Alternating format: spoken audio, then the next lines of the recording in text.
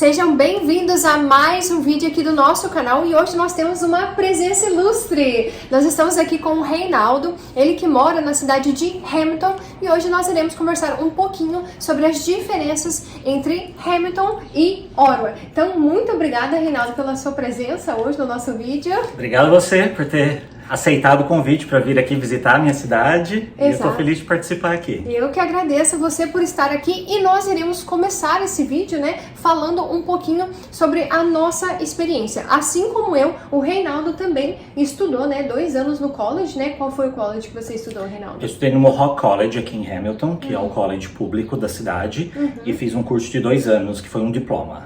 Qual curso que você fez? Eu fiz o curso de Business em Accounting. Olha só, então é um curso muito procurado, E qual que foi a sua experiência no college? O que você tem a dizer sobre isso? O college para mim, eu vim com a cabeça aberta, com a mente aberta, porque eu queria que fosse um curso que complementasse um pouco o que eu já fazia no Brasil. Eu trabalhava no Brasil com RH, então fazer um curso de business eu acho que seria um complemento caso eu voltasse para o Brasil no final do meu college. E aí então eu acho que foi uma experiência positiva.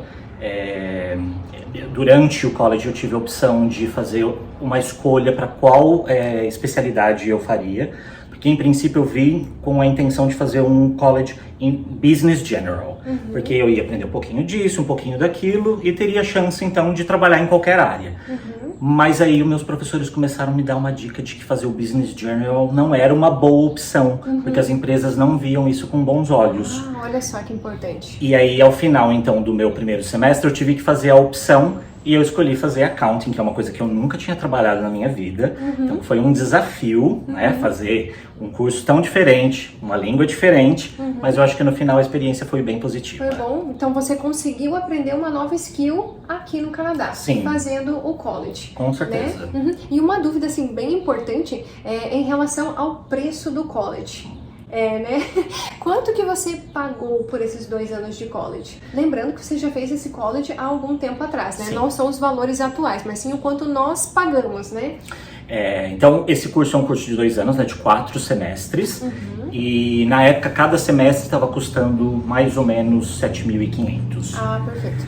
O que aconteceu comigo foi que como eu entrei em janeiro, o meu intake foi em janeiro, então o meu curso foi Fast Track. Então eu fiz 3 semestres dentro do primeiro ano. Então eu não tive aquele intervalo que a maioria tem para ir trabalhar durante o verão e conseguir um dinheirinho aí para ajudar nas despesas.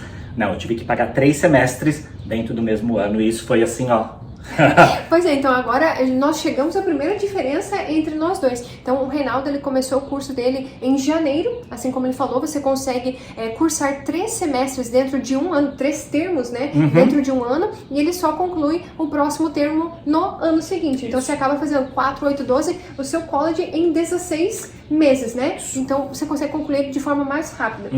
No meu caso, eu comecei o college em setembro e eu tive a oportunidade de ter o Summer Break, que é esse intervalo aí de tempo que o Reinaldo estava comentando com vocês, que é onde o estudante ele consegue trabalhar de forma full time. No meu caso, eu gostaria de ter tido a oportunidade de ter feito esse curso de forma mais rápida, porque de acordo com a nossa estratégia de imigração seria mais interessante. Então vejam só que cada pessoa consegue encontrar no college, busca no college alguma coisa diferente, E o Fast Track, ele tem as suas vantagens, que é essa que você falou, porque você termina em um curto espaço de tempo, mas ele tem uma desvantagem que eu achei na época, porque durante o summer, os professores da faculdade, eles também tiram o summer. Exato. Então, o que eu percebi é que os professores mais seniors, que eram os melhores, eles saíam de vacation no summer, e aí ficavam os professores mais novatos. Então, eu percebi que aquele termo do summer, eu tive aulas com professores um pouquinho mais fracos do que os demais. Entendi. Então, assim, foi um semestre que eu não diria que foi jogado fora, mas que a qualidade do ensino não foi a mesma dos demais termos. Entendi. Olha só que importante. Já no meu caso também, eu não senti isso. Alguns professores, eu acredito que em todo lugar, Não só aqui no college no Canadá, mas também nas universidades no Brasil, você vê professores mais engajados do que os outros, Então, eu não tive essa discrepância entre entre o semestre, mas todos eles tiveram professores que estavam trabalhando com mais afinco, se interessavam mais para ver se o estudante estava aprendendo ou não. Então eu acredito que no meu caso não teve essa diferença, mas muito importante isso que você comentou, viu, Renato? E com toda certeza eu acredito que vai ajudar muita gente que está nos assistindo. Com certeza. E vocês que vêm fazer o Fast Track tem que ter em mente que vai chegar no verão e os seus amigos todos vão sair andando de caiaque, vão viajar, vão acampar e você vai estar lá fazendo suas tarefas e seus assignments. Então tenha em mente que você vai terminar mais cedo, mas você vai trabalhar também durante o verão enquanto todo mundo está se divertindo. E um ponto bem importante também em relação ao summer, assim como o Reinaldo está falando, que é um período que o estudante trabalha full time e ele consegue aí guardar um dinheiro para conseguir pagar o termo seguinte. Coisa que alguém que vai ingressar no intake de janeiro muito provavelmente não vai conseguir fazer, porque você precisa pagar um pouco adiantado aí os termos seguintes, né? Então você acaba perdendo entre aspas, né, dinheiro muito mais rápido e não entra tantos dólares assim para equilibrar as contas de casa. Então a escolha do termo que você vai entrar no college, ela é muito importante. Não é mesmo? Com certeza. E só para também complementar, assim como o Reinaldo falou, ele pagou cerca de 7.500, né, para cada termo do college. No meu caso, eu comecei o college em setembro de 2019 e nós estávamos pagando cerca de 8 mil dólares por termo. Já é um pouquinho mais caro aí. Isso sem contar os materiais, né? Os materiais. Sim. Que... Você comprou livros usados ou você comprou livros novos? Usados e somente no primeiro termo. Somente no primeiro termo eu paguei cerca de 200 dólares por 5 livros. 5 livros usados e já foi uma recomendação de um aluno antigo. Ele falou assim: Lúcia, não compre livros novos, que alguns não são nem usados. Os professores falam, comprem livros, mas o professor acaba não usando. Então ele já tinha me falado isso. A única questão que eu tive que comprar foram códigos de acesso, isso. Não é?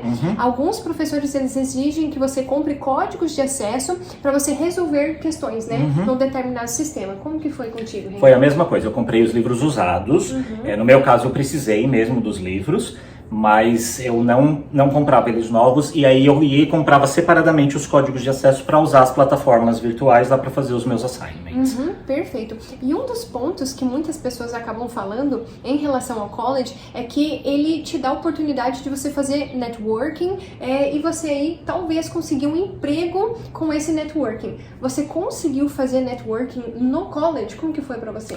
Para mim foi um pouquinho diferente, porque enquanto eu estava fazendo college, eu já comecei a trabalhar. Então, eu estava até contando a minha experiência para Lúcia aqui, que eu comecei a trabalhar como voluntário em uma ONG. E depois de um dia fazendo meu voluntariado lá, eles me ligaram para me dizer que tinha uma vaga aberta lá para assistente administrativo, se eu gostaria de participar desse processo. Então, eu estava no lugar certo, na hora certa, eu comecei a trabalhar nessa empresa e estou lá até hoje. Olha só. E por conta de trabalhar nessa empresa, e o meu schedule então era, trabalhava na empresa, ia para a escola, fazia assignments depois. Então eu não tive essa oportunidade de me engajar muito nas atividades dentro do college. Então eu não criei muito esse networking lá, porque eu estava já com o meu schedule todo ocupado por conta do meu trabalho. E o fato de não ter feito networking dentro do college não dificultou você encontrar um trabalho, não é mesmo? Não. Eu acho que estar no college foi uma coisa que me ajudou quando eu fui fazer essa entrevista para essa oportunidade de trabalho. É verdade, isso é muito importante, viu, Reinaldo? Muitas vezes quando você fala numa entrevista de emprego, ou até mesmo para as pessoas da cidade, né, que você está estudando em determinado college, eles te olham com bons olhos, né? Olha, você olha, essa pessoa está estudando, ela está preocupada na formação profissional dela, e eu acho isso muito interessante, realmente. No meu caso, eu consegui o emprego por indicação de um brasileiro. Né? Então, os brasileiros realmente em Orwell, eles têm uma comunidade muito engajada, tem vários grupos de WhatsApp, Facebook, onde as pessoas acabam compartilhando vagas de emprego, e eu consegui um emprego dessa forma. Inclusive, os 2 empregos que eu tive aqui no Canadá, os 2 trabalhos que eu tive aqui no Canadá, eu consegui com networking com brasileiros. Não, o networking é fundamental, mas tem que ser um networking mesmo verdadeiro, né? Não pode ser aquela coisa assim, eu vou te usar aqui, você vai me arrumar um emprego e depois, tchau. Não, tem que ser uma coisa mesmo recíproca e verdadeira, e eu acho que isso é fundamental aqui para o seu sucesso no Canadá. E uma coisa também bem importante, Reinaldo, que muitas pessoas que estão nos assistindo, eles querem saber um pouquinho mais sobre Hamilton, querem saber, por ser uma cidade próxima de Toronto, eles acabam se preocupando em uma questão muito importante, que é o custo de vida. E aí, como que é o custo de vida aqui em Hamilton? O que você tem a dizer sobre isso? Eu acho que o que diferencia Hamilton de Toronto é o valor do aluguel. Porque as outras coisas, o mercado, por exemplo, eu estava assistindo você esses dias lá, fazendo no mercado e olhando e comparando os preços de Ottawa e de London e falando, olha, é igualzinho, tá semelhante. Então, essa coisa não vai mudar em nada. Mas o valor do aluguel muda demais de Toronto para cá. Então, as pessoas sempre me perguntam, qual é a faixa de preço para um apartamento aí de 1 quarto, 2 quartos ou uma casa? Aqui em Hamilton, você consegue alugar um apartamento de 1 quarto na faixa aí de 1.300 a 1.400 dólares. Um apartamento de 2 quartos na faixa de 1.600 a 1.700. Mas as casas já estão lá na faixa de 2.200 a 2.500 e para cima. Essa questão dos apartamentos, quando você fala que tá nessa faixa de 1.600, 1.700, são apartamentos novos, apartamentos usados, a pessoa que chegar aqui em Hamilton, ela vai conseguir encontrar um apartamento com lavanderia incluída nesse valor? Acaba subindo um pouco o preço? Sobe bastante, porque normalmente os prédios que eu comentei, que são entre 1.600 e 1.700, eles são apartamentos. Os outros que tem a lavanderia e tudo mais, eles são os condos. E aí eles têm um custo normalmente mais elevado. Eu acho que um condo com lavanderia aqui já está chegando na faixa aí dos 2.000 dólares. E os valores de aluguéis de Hamilton para Ottawa, eles são muito semelhantes. Muito semelhantes. Então, por exemplo, se você for encontrar... eu percebi também, nessa nossa viagem que a gente está fazendo aí pelo Canadá, eu percebi até que as construtoras aqui em Ontário, dos prédios, são as mesmas. Então, às vezes, um aluguel de um apartamento muito semelhante, às vezes a planta do apartamento é muito similar com o que a gente conhece lá de Ottawa, os valores são semelhantes. Então, London, Ottawa, Hamilton estão mais ou menos no mesmo padrão. Obviamente que tudo vai depender do ano de construção do prédio, os detalhes em relação ao prédio, assim como você falou, questão de lavanderia, vaga de estacionamento, esses detalhes aí, eles acabam encarecendo um pouco o valor do aluguel. Mas realmente, então, eu acredito que está muito equilibrado com essas cidades, o valor de aluguel dessas cidades em relação a Toronto. Sim, porque eu vejo muitas pessoas agora, por conta da pandemia e as pessoas não precisando mais trabalhar fisicamente no escritório, tem muita gente que está saindo de Toronto em apartamentos às vezes menores, que eles pagam aí 2.000, 2.200, vindo morar numa casa aqui em Hamilton, porque é mais ou menos o mesmo preço que eles pagavam num apartamento pequeno lá em Toronto. Exato. Então esse movimento aí de pessoas vindo de Toronto para cá fez com que os aluguéis subissem também aqui na cidade. E a gente sabe que em Hamilton ela se divide em duas partes, né? Tem a parte baixa da cidade e tem a parte mais alta. Qual que é a diferença entre essas duas partes aí da cidade? Que às vezes a pessoa que tá lá no Brasil, ela não consegue visualizar essa diferença, né? Hoje, quando eu cheguei aqui em Hamilton, eu consegui perceber essa diferença e eu gostaria que o Reinaldo falasse um pouquinho sobre isso. A parte mais baixa aqui da cidade, que é a parte mais central, é a parte onde normalmente tem mais prédios, que é uma parte um pouco mais antiga.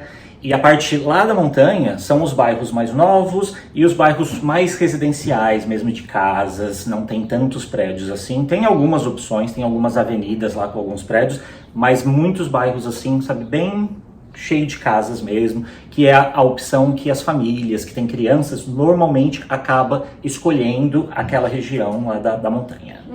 E um ponto também bem importante é que o Reinaldo acabou nos mostrando hoje, eu vou até deixar algumas imagens aqui para vocês, que são as cachoeiras, o número de cachoeiras aqui de Hamilton. E ela é conhecida como a capital mundial das cachoeiras, não é mesmo? Sim, são mais de 100 cachoeiras espalhadas aqui pela cidade. Isso é uma coisa que eu gosto muito daqui, que Hamilton é toda em volta de natureza, então tem muita área verde, tem muitos parques, e essas cachoeiras aí, nem todas são acessíveis, nem todas você consegue chegar pertinho, mas tem algumas que são muito bonitas, e isso chama muita atenção aí dos turistas que vêm conhecer a cidade.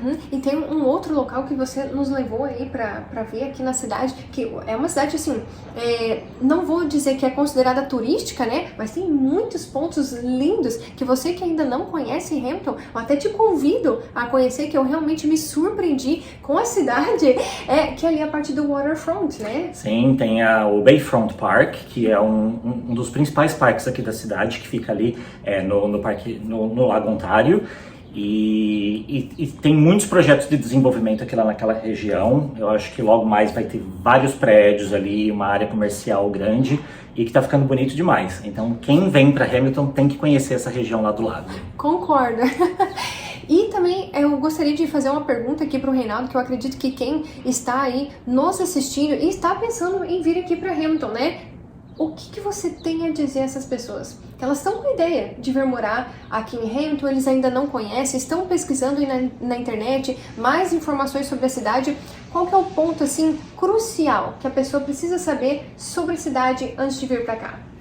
Eu acho que vocês têm que saber principalmente como é a economia aqui da cidade, qual é o tipo de empresa que mais contrata.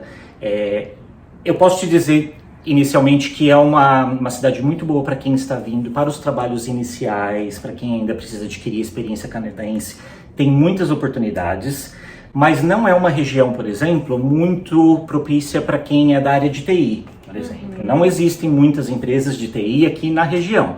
Mas você pode morar em Hamilton e trabalhar em Oakville, trabalhar em Burlington, trabalhar em Toronto, embora não seja uma viagem que eu recomende fazer. Eu acho que é possível ir para Toronto todos os dias, mas não é uma viagem que eu gostaria de ficar fazendo todos os dias, não. Pois para quem não sabe, aqui em Hamilton eles têm o GO Train, né, que eles chamam, né, que tanto de trem quanto de ônibus a pessoa pode ir para Toronto, né? Fazer essa viagem. Contudo, a gente sabe que ficar enfrentando o trânsito aí todos os dias não é nada agradável, né? Então, até assim como o Reinaldo tá falando, né? Se você é dessas áreas, talvez seja mais conveniente para sua realidade procurar uma outra cidade, né? Sim. Então, essa é uma dica assim crucial pro seu planejamento.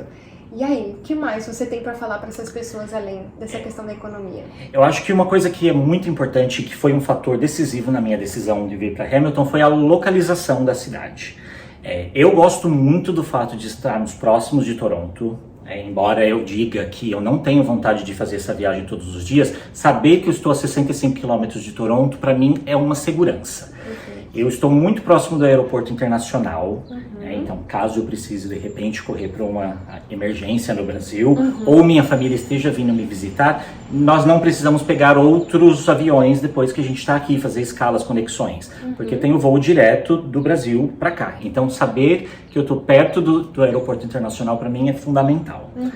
E estamos próximos aí de Niagara Falls, próximo da divisa com os Estados Unidos, então eu acho que a localização, se você busca uma localização boa, Hamilton é a cidade. Exato. Então, eu gostaria de fazer uma última pergunta aqui para o Reinaldo, que é, você sairia de Hamilton? Por quê? Eu acho que eu sairia daqui se tivesse, assim, sabe, a oportunidade, assim, sabe? Aquela que você não pode perder de jeito nenhum. Então, se vier, de repente, uma proposta de emprego em uma outra cidade, que seja uma oportunidade financeiramente viável, uma oportunidade de crescimento profissional, eu sairia. Mas sair para ir fazer a mesma coisa que eu faço aqui, eu não tenho vontade não. Gosto demais de Hamilton, sou o embaixador da cidade, como dizem às vezes no Instagram. E você é feliz aqui? Muito, eu gosto demais daqui. Não tenho vontade de sair daqui se não for por uma proposta muito melhor. Perfeito.